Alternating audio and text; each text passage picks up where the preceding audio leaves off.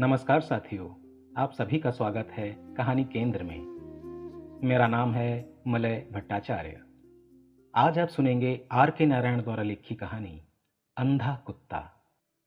कहानी शुरू करने से पहले सभी से ये निवेदन है कि जिन्होंने अभी तक चैनल को सब्सक्राइब नहीं किया है वे जल्दी से कहानी केंद्र को सब्सक्राइब करके उसका एक बेशकीमती हिस्सा बन जाइए, जिससे आने वाले दिनों में अपलोड होने वाली कहानियाँ आप सुन सकें।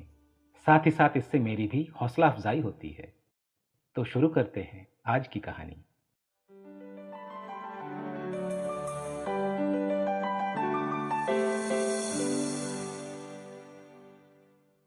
वो हाई क्लास का बहुत शानदार कुत्ता नहीं था।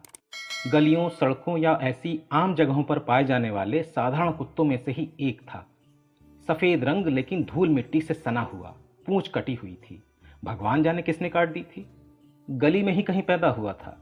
उसका दाना पानी भी लोगों के फेंके हुए टुकड़ों पर चलता था या बाजार में पड़े कचरे के ढेरों में मिलने वाली खाने पीने की चीजों से। चितकबरी सी आंखें थी और चाल ढाल भी साधारण, लेकिन बेवजह लड़ने झगड़ने को हमेशा तैयार रहता। इसलिए जब वो 2 साल का ही हुआ था तो शरीर पर घाव के सैकड़ों निशान घर कर चुके थे। गली के दूसरे कुत्तों से झगड़ों की वजह से ये निशान पड़ गए थे। जब उसे कभी तपती दोपहरी में आराम करने की इच्छा होती तो वो बाजार के पूर्वी गेट के पास बनी पुलिया के नीचे सिकुड़ कर सो जाता। शाम को पूरे इलाके में घूमने निकलता, गली कूचों में आवारागर्दी करता, दूसरे कुत्तों से लड़ाई झगड़े करता, सड़क के किनारे से कुछ खाने पीने का जुगाड़ करता और फिर रात होने पर बाजार के उसी गेट के पास पुलिया के नीचे आकर सो जाता। 3 साल से उसकी जिंदगी ऐसे ही चल रही थी और तभी उसकी जिंदगी में एक बड़ा बदलाव आया। बाजार के गेट पर उस दिन एक अंधा भिखारी आया। सुबह सुबह एक बूढ़ी महिला उसे वहां लेकर आई थी, वही उसे गेट के पास बिठा गई थी। दोपहर को वो फिर भिखारी के लिए कुछ खाना लेकर आई। उसे खाना देकर उसने भीख में से उसे मिले सिक्के इकट्ठे किए और चली गई। इसके बाद रात को आई, उसे साथ लेकर घर चली गई।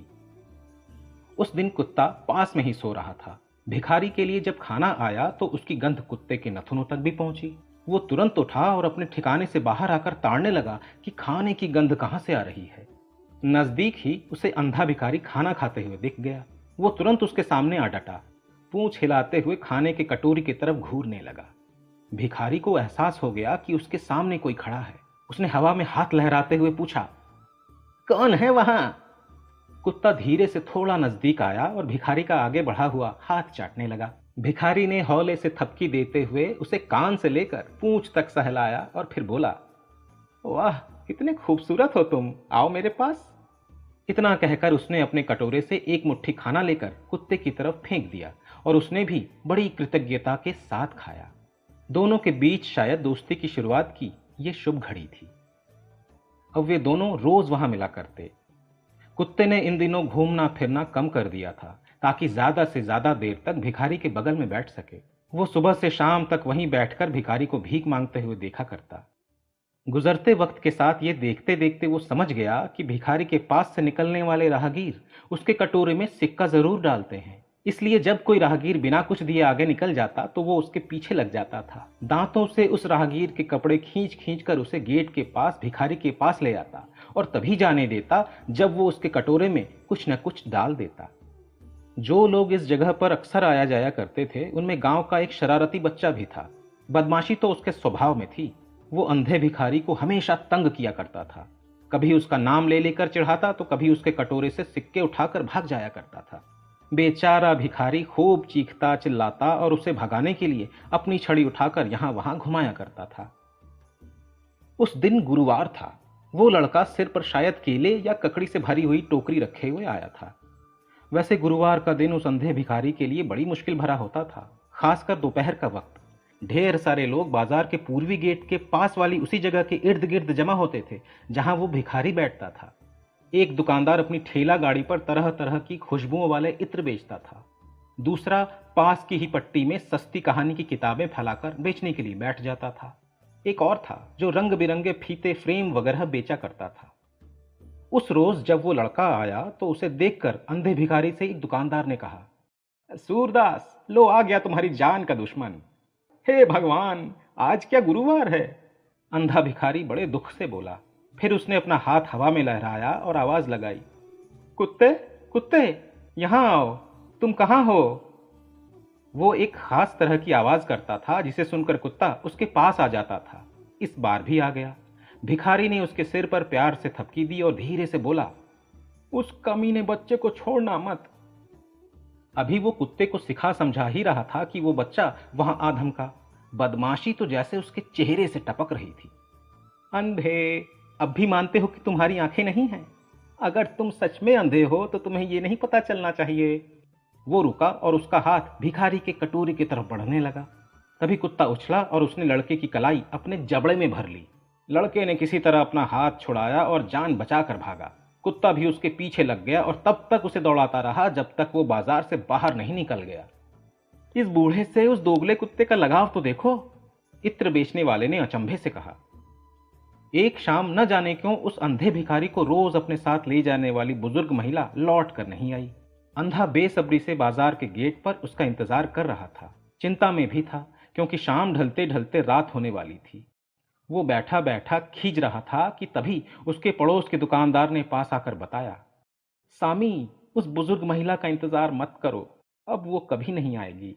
आज दोपहर उसकी मौत हो गई। उस अंधे आदमी का इकलौता आसरा भी छिन गया। दुनिया का एकमात्र शख्स जो उसकी देखभाल करता था, फिक्र करता था, वो भी उससे दूर हो गया। उसकी हालत पर तरस खाकर फीते बेचने वाले ने उसे सुझाया, ये लो, ये सफेद फीता लो। जो फीते वो बेचने के लिए लाया था उसी में से एक उसने भिखारी की तरफ बढ़ा दिया। बोला, मैं तुम्हें इसे मुफ्त में दे रहा हूं, इसे कुत्ते के गले में बांध दो। अगर वाकई उसको तुमसे लगाव है तो वही अब तुम्हें राह दिखाएगा। कुत्ते की जिंदगी में एक नया बदलाव आया था। उसने बूढ़ी महिला की जगह ले ली थी। वो पूरी तरह अपनी आजादी खो चुका था। उसकी दुनिया उस सफेद फीते की सीमा तक सिमट कर रह गई थी जो उस फीता बेचने वाले ने भिखारी को दिया था। पिछली जिंदगी की अंधाधुंध आवारगी, लड़ाई झगड़े, किसी को तंग करना, सब कुछ वो पूरी तरह भूल चुका था। अब हमेशा के लिए वो फीते के सिर्फ एक छोर से बंध चुका था जिसका दूसरा सिरा भिखारी के हाथ में रहता। फिर भी कभी कभी जब वो अपने दोस्त दुश्मन कुत्तों को देखता तो उन पर गुर्राते हुए उछल पड़ता।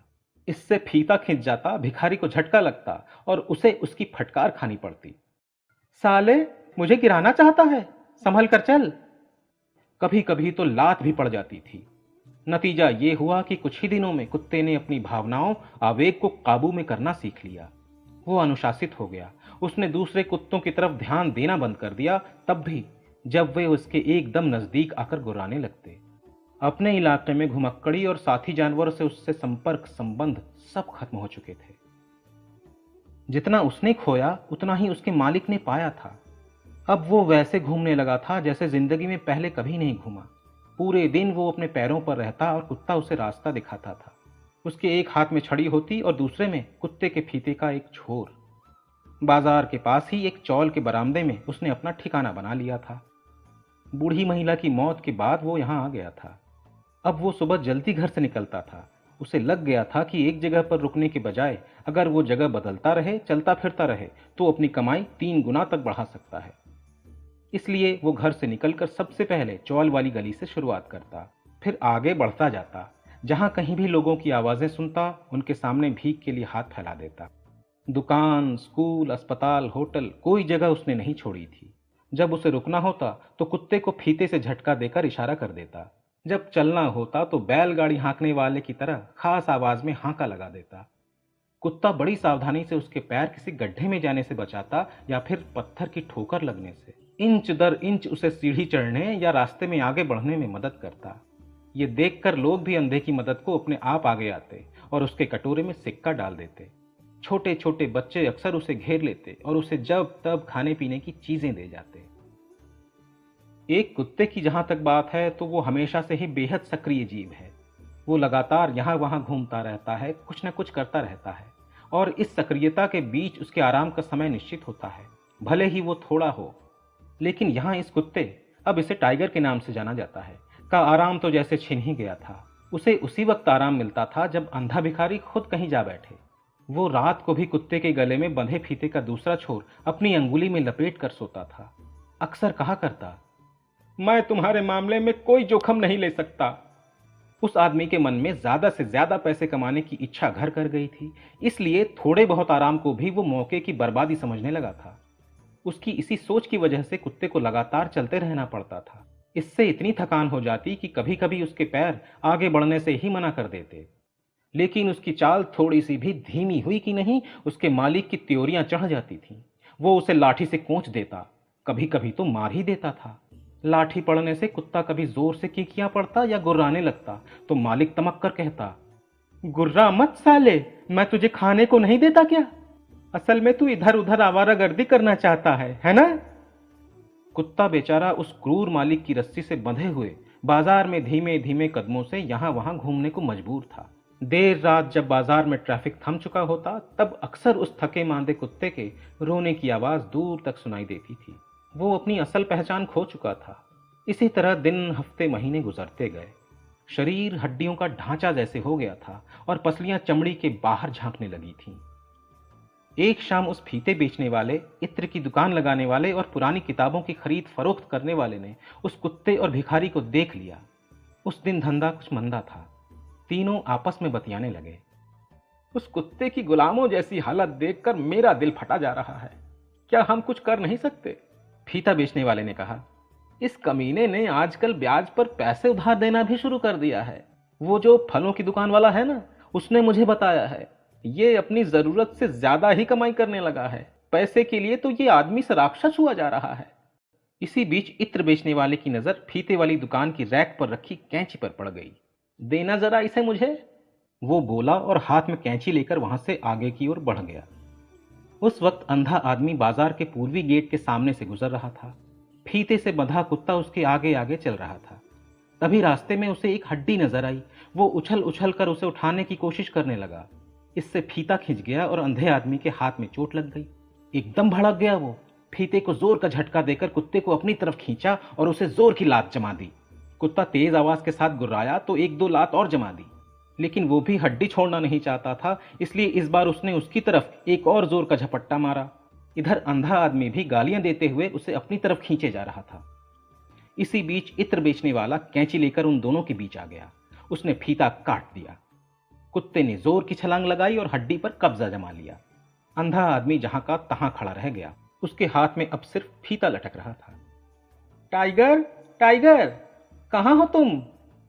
वो चिल्ला रहा था।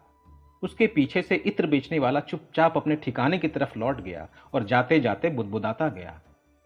बेरहम शैतान, अब वो तुम्हें कभी नहीं मिलेगा। उसे उसकी आजादी मिल चुकी है। आजादी मिलते ही कुत्ता पूरी रफ्तार से भागा था। खुशी खुशी यहां वहां सूंघते हुए पूरे इलाके का जायजा ले डाला। रास्ते में जो दूसरे कुत्ते मिले उन पर उछला, गुर्राया। भौंकते हुए बाजार के चौराहे पर बने फव्वारे के कई चक्कर लगाए। उसकी आंखें खुशी से चमक रही थी। वो अपनी पुरानी दुनिया में लौट आया था। वही मस्ती, इधर उधर मंडराना, कभी कसाई की दुकान के इर्द गिर्द मुंह मारना तो कभी चाय या बेकरी की दुकान के आसपास। फीता बेचने वाला और उसके दोनों दोस्त अब बाजार के गेट के पास खड़े होकर अंधे की हालत का मजा ले रहे थे। वो अब भी रास्ता तलाशने के लिए जूझ रहा था। कुछ समझ में नहीं आ रहा था। एक ही जगह पर खड़े होकर अपनी छड़ी हवा में लहरा रहा था। उसे लग रहा था जैसे त्रिशंकु की तरह धरती और आकाश के बीच लटक गया है। वहीं खड़ा खड़ा विलाप कर रहा था। अरे मेरा कुत्ता कहाँ है? मेरा कुत्ता कहाँ है? क्या कोई उसे मेरे पास नहीं ला सकता? मुझे अगर वो फिर मिला ना तो उसे मार ही डालूंगा। ऐसे ही बड़बड़ाता हुआ वो टटोल टटोल कर सड़क पार करने की कोशिश कर रहा था, गिरते पड़ते ठोकर खाते। कई बार तो लगा जैसे इधर उधर से गुजरती दर्जनों तेज रफ्तार गाड़ियां उसे कुचल ही डालेंगी। जबरदस्त तरीके से जूझ रहा था। ये इसी लायक है, किसी गाड़ी के नीचे आ जाए ना तब भी। वे तीनों दुकानदार उसे देखकर कह रहे थे। हालांकि किसी की मदद से आखिरकार उस अंधे ने सड़क पार कर ली। किसी तरह अपनी चौल के बरामदे तक पहुंचा और वहां चारपाई पर निढाल होकर लेट गया। आज थक कर चूर चूर हो चुका था वो। इसके बाद वो 10 दिन तक नजर नहीं आया। 15 दिन भी बीत गए और फिर 20। इन दिनों में वो कुत्ता भी कहीं किसी को नहीं दिखाई दिया। लोग आपस में बातें करने लगे। लगता है कुत्ता तो पूरी दुनिया घूम रहा है, फिर से आजाद जो हो गया है। और भिखारी, वो तो शायद इस दुनिया से निकल ही चुका होगा। लेकिन अभी ये बातें चल ही रही थी कि सुनी सुनाई सी टप टप की आवाज उन लोगों के कानों में पड़ी। ये अंधे भिखारी की लाठी की आवाज थी। पलट कर देखा तो वही था। फुटपाथ से चला आ रहा था। उसके आगे आगे वही कुत्ता उसे रास्ता दिखा रहा था। देखो देखो, उनमें से एक ने चिल्लाया। उसे वो फिर मिल गया और उसे दोबारा बांध लिया। ये देखते ही फीता बेचने वाला खुद को नहीं रोक पाया। दौड़ा दौड़ा उस अंधे भिखारी के पास पहुंचा और उससे बोला, इतने दिन कहां थे तुम? जानते हो क्या हुआ? अंधा आदमी चहक कर बोला, ये कुत्ता भाग गया था। मैं अपने ठिकाने में पड़ा पड़ा 1-2 दिन में मरने ही वाला था। न खाने के लिए था, न एक आध आना कुछ खरीदने के लिए। एक कोने में कैद होकर रह गया था। एक दिन भी अगर इस हाल में और रहता तो समझो मर ही गया होता। लेकिन ये लौट आया। कब कब? बीती रात को। आधी रात के वक्त मैं अपने बिस्तर पर सो रहा था। ये आया और मेरा चेहरा चाटने लगा। पहले तो मुझे इतना गुस्सा आया कि इसे मार ही डालूं। मैंने इसे इतनी जोर का धक्का भी दिया कि ये जिंदगी में कभी नहीं भूल पाएगा। वो अंधा आदमी बता रहा था। लेकिन फिर मैंने इसे माफ कर दिया। आखिर कुत्ता ही तो है। ये तभी तक यहां वहां घूम फिर सकता था जब तक सड़कों पर कुछ न कुछ खाने को मिलता रहे। लेकिन उससे असल भूख भला कैसे मिटती? वही इसे मेरे पास ले आई। लेकिन अब ये मुझे छोड़कर कभी नहीं जा सकेगा। देखो, मैंने ये ले ली है। वो अपने हाथ में पकड़ी स्टील की चेन हिलाकर दिखा रहा था। कुत्ते की आंखों में अब एक बार फिर बेचारगी झलक रही थी। चल रे बेवकूफ! बैलगाड़ी हाँकने वाले की तरह अंधे भिखारी ने कुत्ते को हांका लगाया। थोड़ी चेन अपनी तरफ खींची, छड़ी से कोंचा लगाया और कुत्ता सधे कदमों से धीरे धीरे आगे बढ़ने लगा। वे सब वहीं खड़े खड़े टप टप की दूर और दूर जाकर धीमी होती आवाज सुनते रह गए। अब मौत ही इस कुत्ते की मदद कर सकती है। फीता बेचने वाला कराह उठा। आंख से ओझल होने तक वो उन दोनों को देखे जा रहा था।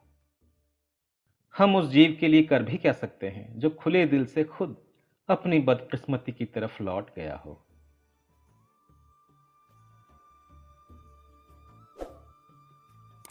साथियों, अभी आप सुन रहे थे R.K. नारायण द्वारा लिखी कहानी अंधा कुत्ता। आशा है ये कहानी आपको जरूर पसंद आई होगी। अगर पसंद आई है तो इसे लाइक और अपने जानने वालों में शेयर करिएगा ताकि वे भी इसका आनंद उठा सकें। नई कहानियों को समय पर सुनने के लिए बेल आइकन को प्रेस करके ऑल पर सेट कर दीजिएगा। अगली कहानी लेकर जल्द ही आपके सामने उपस्थित होता हूँ। तब तक के लिए आप सभी का बहुत बहुत धन्यवाद।